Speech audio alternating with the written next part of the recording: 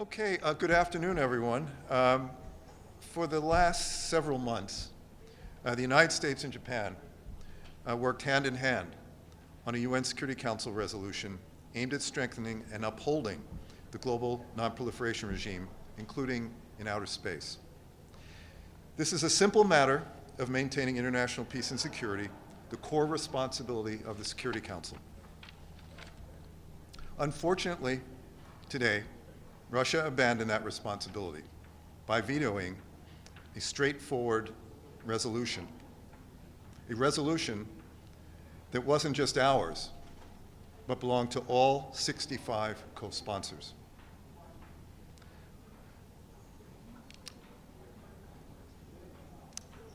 China abstained on it, preferring to play the junior partner to Russia than uphold the nonproliferation regime. This resolution would have reaffirmed the shared goal of preventing an arms race in outer space and urged exploration and use of outer space for peaceful purposes. It would have reaffirmed the obligations of all states, parties, not to place any objects carrying nuclear weapons or other WMD in orbit around Earth, in compliance with the Outer Space Treaty, a treaty that 115 countries have joined, including Russia and China. It would have called on member states not to even develop nuclear weapons for this purpose. And it would have helped prevent the catastrophic consequences of a nuclear detonation in space, which could destroy satellites that are vital to communications, agriculture, sustainable development, national security, and more. Needless to say, we are incredibly disappointed by the result of today's vote, but we remain undeterred. The United States and Japan will continue to model transparency, accountability, and cooperation.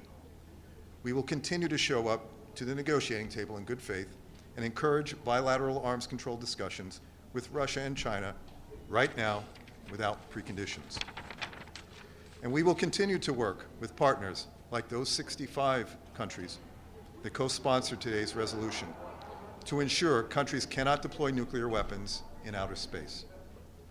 Today's vote marks a real missed opportunity to rebuild much-needed trust in existing arms control obligations. Now begins the work of righting that wrong. Thank you. Take any questions, sure. So obviously you're concerned about an arms race in space, and the way through the Security Council is blocked. So what's next steps to prevent that, an arms race? Well, we continue to work every day in Geneva, and I'm speaking now in my national capacity here. We continue to work every day in Geneva to try to do what we can to prevent the deployment of weapons in outer space. China and Russia will talk to you about this Paros Treaty, the prevention of the placement of weapons in outer space. There is no consensus in Geneva on that, and one of the reasons is because their treaty does not deal with terrestrial-based weapons. And frankly, the second issue is it's not verifiable, and experts will tell you it is not verifiable. However, we will continue. We've been looking to try to improve cooperation through confidence-building measures in space. So we'll continue, as Ambassador Thomas Greenfield said in the room, we'll continue to work on these issues, and we're prepared to work with Russia and China bilaterally on arms control. Anything else? Yeah. Thank you. My question is in general regarding this issue in terms of how do you see the role of Iran and North Korea? How do you see the role of Iran and North Korea in terms of not abiding by almost anything regarding outer space and nuclear weapons? Well, obviously we have been concerned about Iran's nuclear program and activities for quite some time. And of course, as you know, DPRK.